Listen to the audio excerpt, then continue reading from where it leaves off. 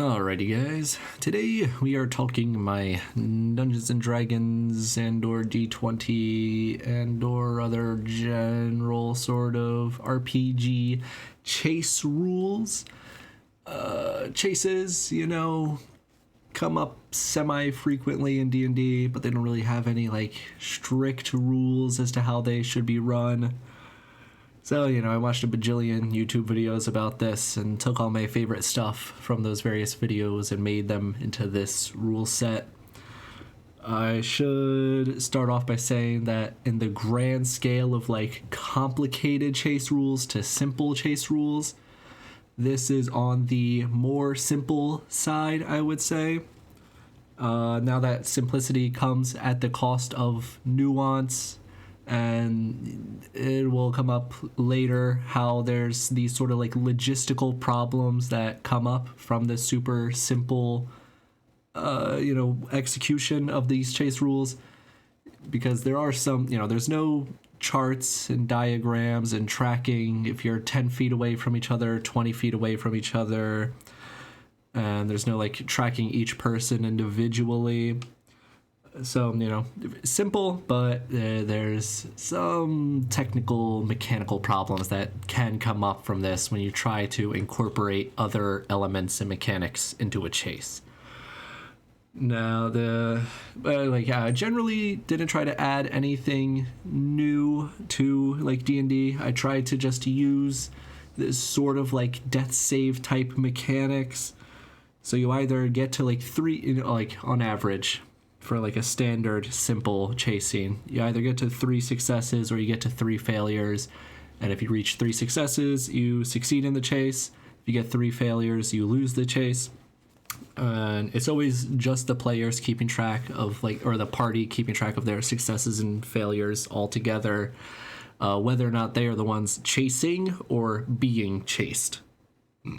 And this can also just generally be modified to work for any kind of a skill challenge, but these rules specifically are for chasing. And so we know what the goal is: to get 3 successes and or get X successes before you get X failures. And so you start off, you set a DC for each, or you set a DC. 2d10 plus enemy skill bonus.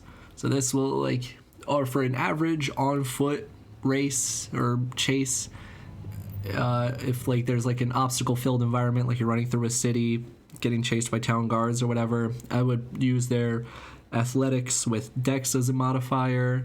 If they don't have any relevant skill bonus, but that they would be on the relatively good side of being relatively good at chasing things, then I would just default to their attack bonus if you don't know what else to use. And I would just always just use whichever enemy is the most threatening in the chase, whichever one has the best chance of catching the enemy. This enemy speed modifier, usually it's going to be 0 most of the time. Every once in a while, this will be another number. This reflects if the enemies are particularly slower or particularly faster than the PCs, which in most cases, I would probably just resolve the chase automatically, saying that the faster side wins. But if there's some other elements at play there that might change things, then sure, we'll play it through, but that faster side will have a great bonus. Okay, so you roll 2d10 instead of 1d20 as well. This is sort of the downtime Xanathar's Guide activity stuff.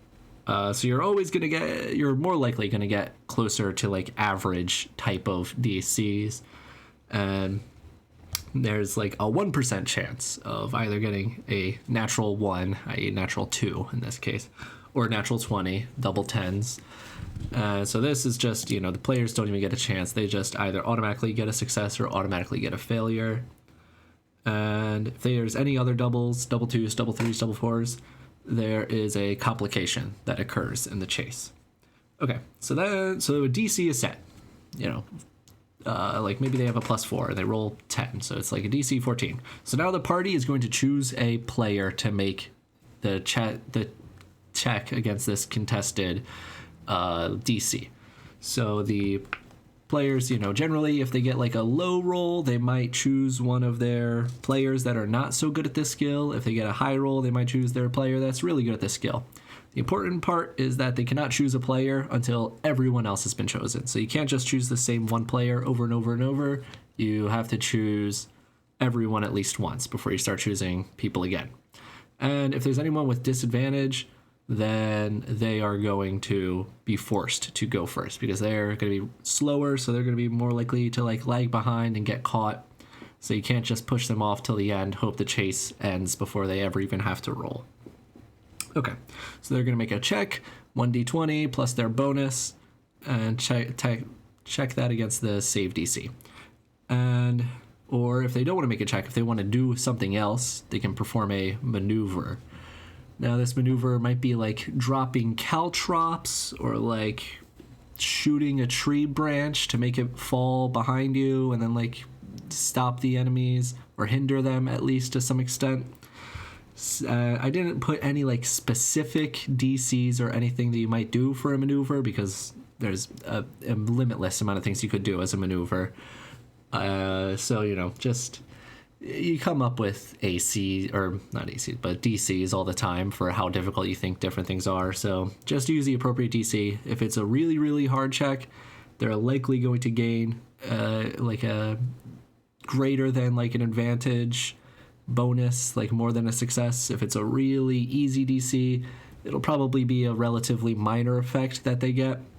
The important part here, though, is that if they fail this, unlike making the chase check, they're going to get 2 failures instead of just 1 failure. So my intention here was hopefully that, like, towards the end of a chase, if you only have room for 1 failure left, then you might as well go crazy and try to end it on some, like, a unique maneuver or some crazy course of action to like really sign the end of the like chase, and so there's multiple things that could happen. You might just gain like a success and it might just be against a really easy DC rather than the chase DC, and or maybe it's going to be a really hard check, but it's going to be something that's going to affect the whole rest of the chase, whatever have you. Okay, so the enemy chase DC. So if they ever roll with advantage or disadvantage, instead of rolling 2d20 and taking either the best or the worst, they're going to take 3d10 and then take either the best 2 or the lowest 2. So speed modifiers, if they are slower, they're going to get a penalty. And then if they are like more than twice as fast, they're going to have a plus 10 to all their chase checks. So it's going to be like very unlikely, or it's going to be way harder for the players to succeed if the enemies are like riding horses and you aren't. And here are some of the example complications I have come up with. These are generally negative, but sometimes just neutral. Like more often than not, it's just like make some sort of a save, and if you fail, something bad happens to you. And so these complications, hopefully they can sort of spice things up every once in a while.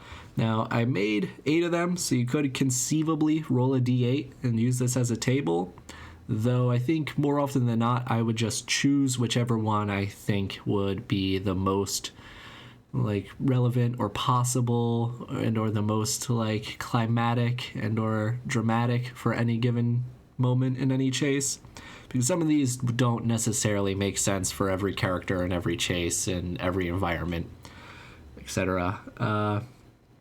And this intervention one, this is quite the like OPP one.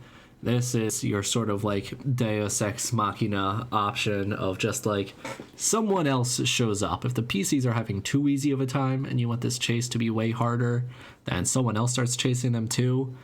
And or if you really don't want them to get caught and they are about to get caught, then maybe some entity comes along that significantly helps them. But I would only ever break this out as like a just in cases type of thing. Now, here are different various possible skill checks that might be used for the different types of chases one might find themselves in. So, okay, in my system, I use animal ken instead of like animal handling, but just animal handling. If it's obstacle filled, like a city alley or something, then like a market town square, something like that. You can use athletics dex if you're doing like a long distance. You guys are just like sprinting over a field and it's just a matter of stamina. Then you might just use your constitution. If you're in a vehicle, I know like 5e, they have specific proficiencies for like land and water vehicles you can get. I just created a new skill called crew that is used for like vehicles and such. All right, something I forgot to mention.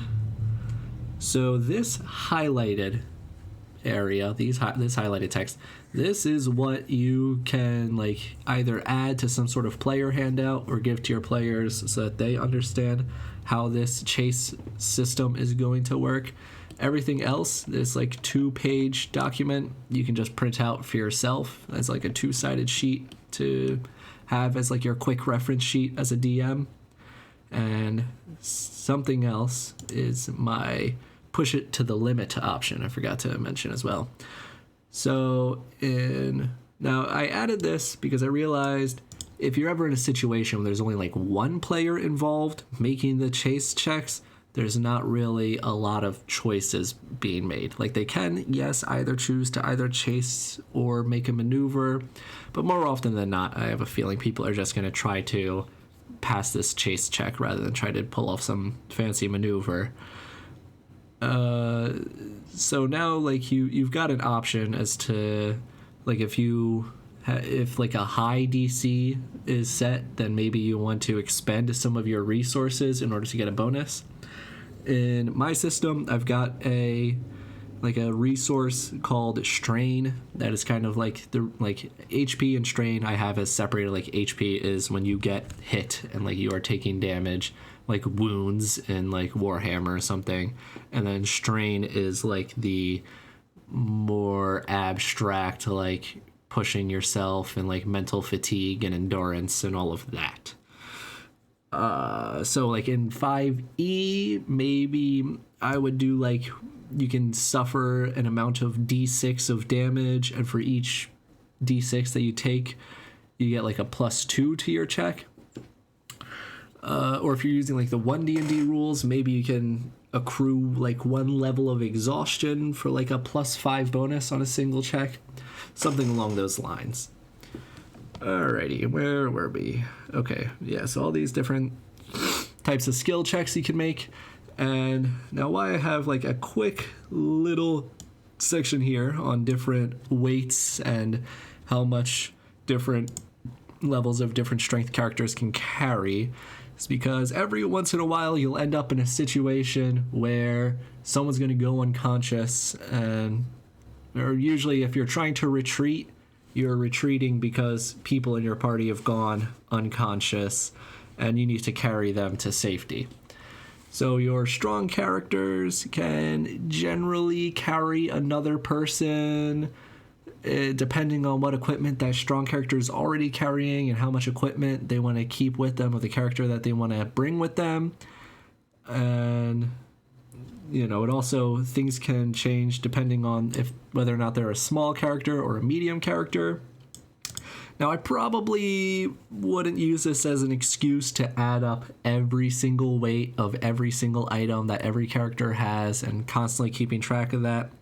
I would sort of just use like this shorthand of like, if you have your torches and rations and bedroll and your backpack and your mess kit, if you have all your general various camping, survival, dungeoneering type equipment, that's probably roughly 50 pounds by itself.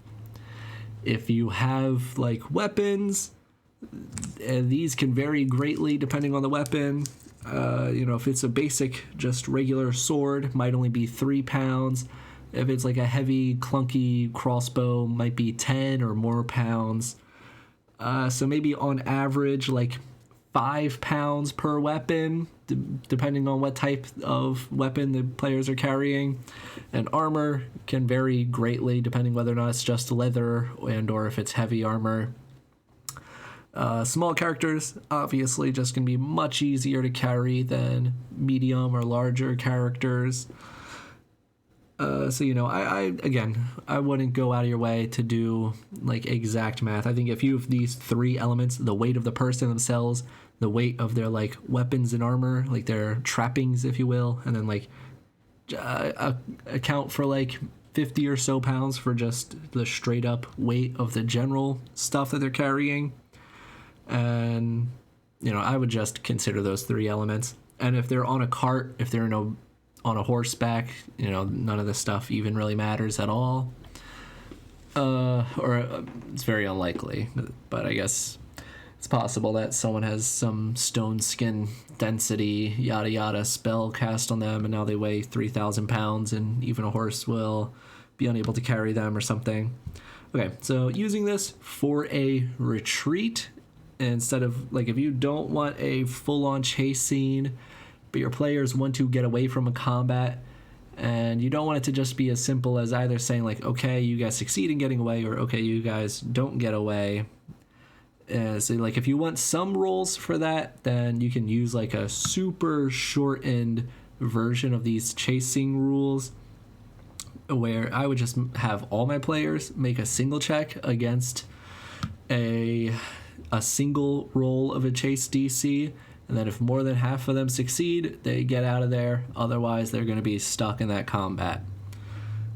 Okay, so I guess, like, this is where the little nuance and stuff starts to become a problem, because if the players just straight up have a higher speed than the enemies, and they go back to combat, and they all just start dashing away every single turn, then they are going to physically just get away from the enemies.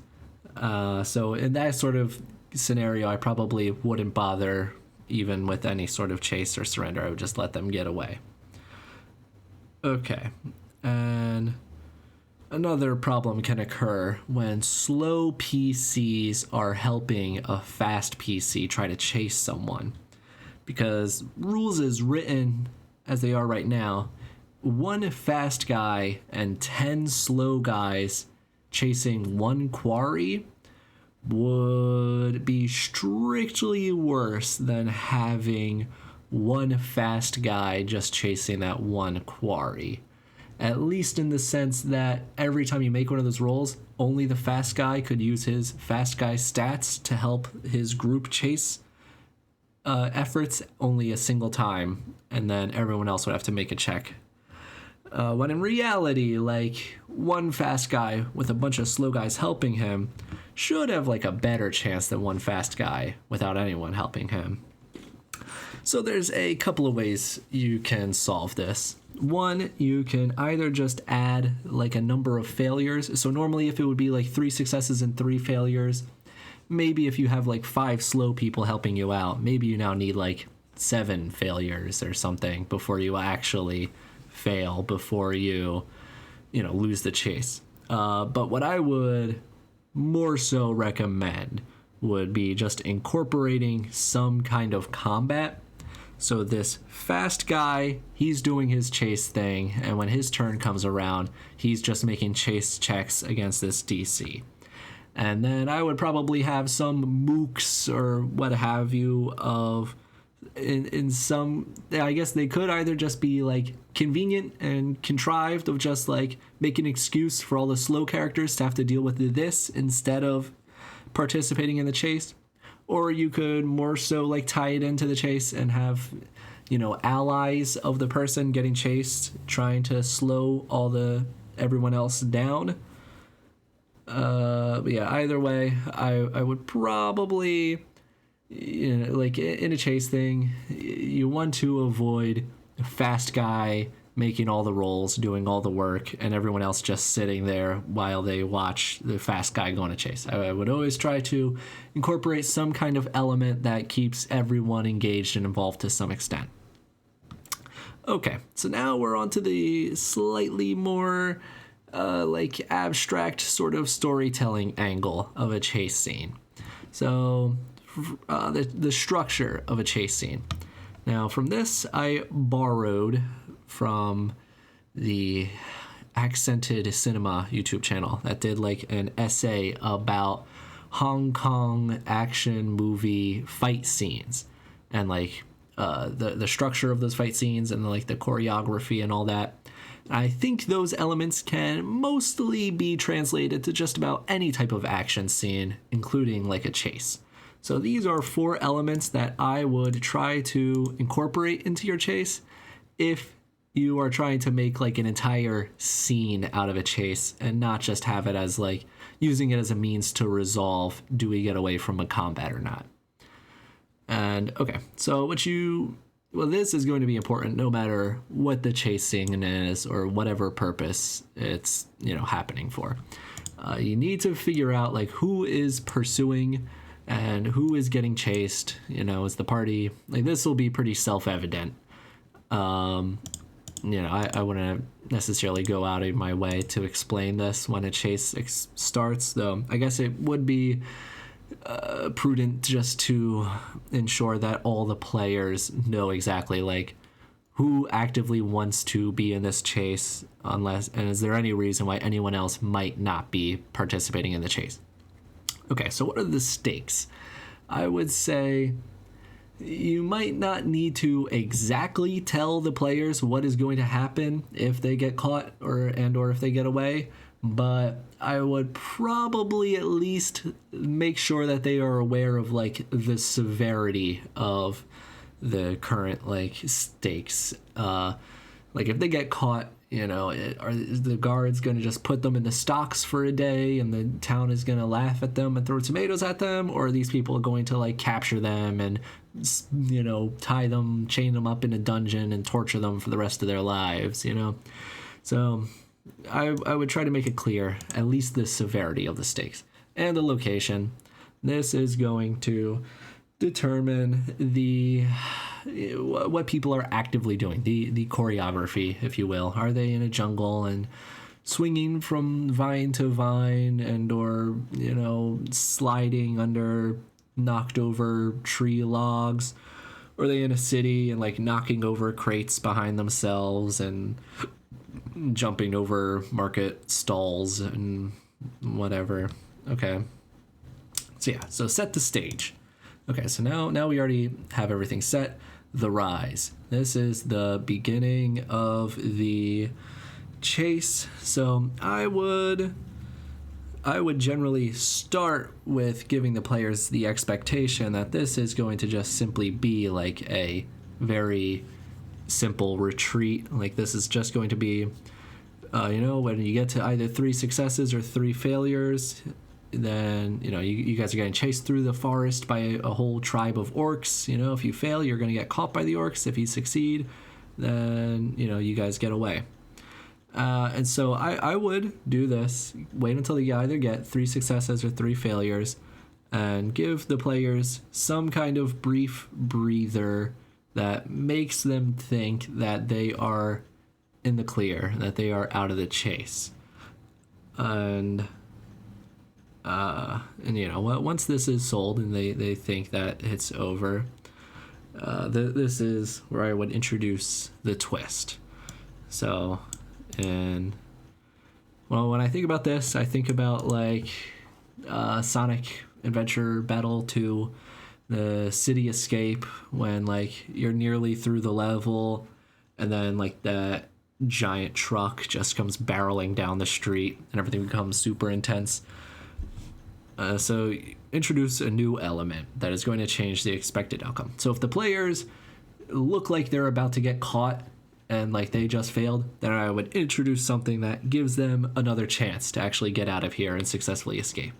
And or if they look like they've succeeded and they're about to get out of here without any problem, this is where I would introduce something that makes them think that they are not actually going to get away. So yeah, like if the orcs were chasing them, maybe the orcs show back up, and now this time, like they disappear, and the players think that they're in the clear. They like lost them in the woods, and then they start hearing like howls as like wargs, like those orcs show back up, and this time they're riding wargs, and now it's going to be a way tougher chase. And so this time, this second part of the chase sequence, I might bump it up to needing 5 successes or 5 failures, or depending on like. There's a lot of things that you can play with here. You can make it 5 successes and or 3 failures, or 3 successes and 5 failures, depending on the given circumstance. And as a way to like incorporate that first half of the chase to not make it entirely meaningless, if they succeeded, then let them keep those 3 successes. And what has now happened is they are now going to need a total of 8 either successes or failures.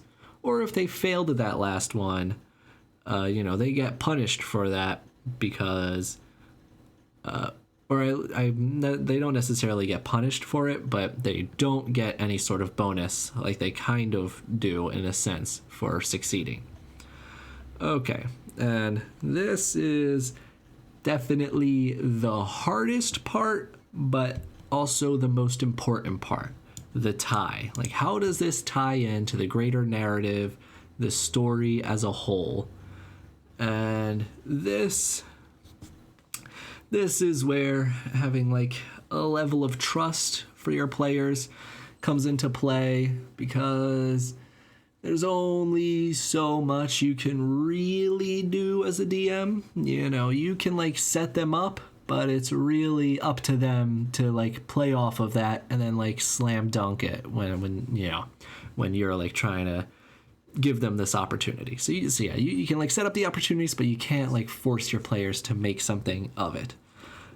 So what would be like, so I think the most like obvious, the most straightforward way that you can tie something into the story is by like expanding upon a given character, by like revealing something about that character.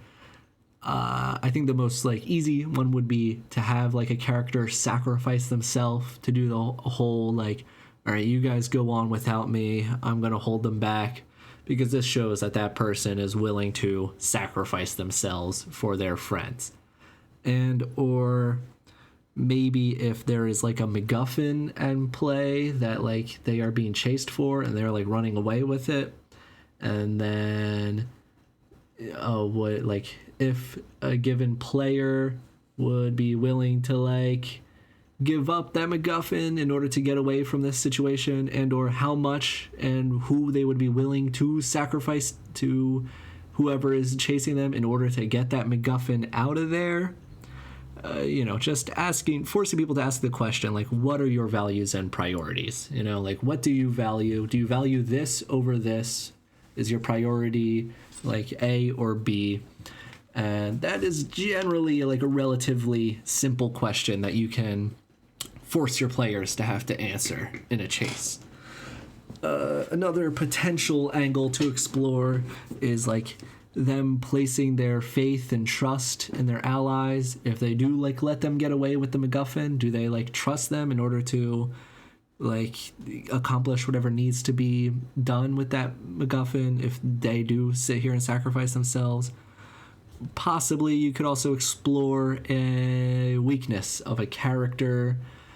With some guy on the street, are you willing to like barrel through a child as you like run down a city street? Like, I might change the DC of a child. Like, okay, if you're willing to just trample over these innocent people, it's only going to be like a DC 10 check. But if you like are actively going out of your way to make sure you don't run into any of them, and you're trying to slip and dodge through them, then that might be like a DC 20 check. Something along those lines. Okay, now on to actually the most important part of a chase scene.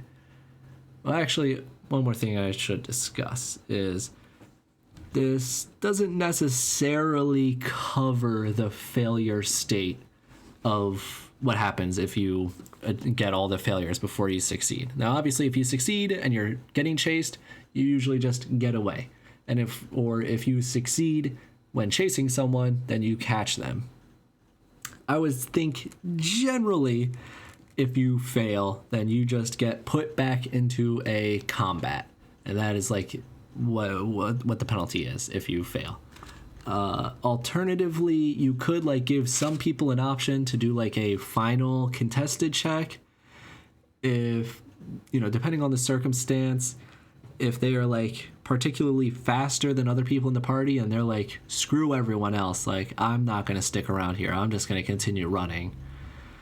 So there's like those different options, and or like maybe depending on how many more failures they accrue, it's possible like more reinforcements show up for the enemy. So you can play with like how dangerous it is to get more failures depending on the given context and all of that. Okay, now on to the most important part of a chase, is the chase music. Now recently I've been quite fond of the idea of using like cowboy bebop soundtrack and for my chase scenes. And I know that might be a little incongruous to the time period because the saxophone wasn't invented until 18 yada yada. And like, yeah. But I really like the sort of jazzy feel of the bebop, and how I think it sort of does a great job of reflecting the kind of like extemporaneous nature of this sort of D&D chase scene, in that both the DM and the players are all just like coming up with stuff on the fly. Like the players are just back to back having opportunities to say like, can I try like doing this, and just making something up because there's no strict rules for these like maneuvers. The DM is constantly you can't have them just narrowly dodge a tree that they're running around 10 times in a row. You constantly are having to come up with new obstacles and things that can come up in this forest that these players are running around. And I know we might also be saying like, oh, cowboy bebop, that's not jazz, that's technically Latin influenced big band from, okay, whatever. Whatever. Okay. Well, that's my chase rules. I'll see you next time.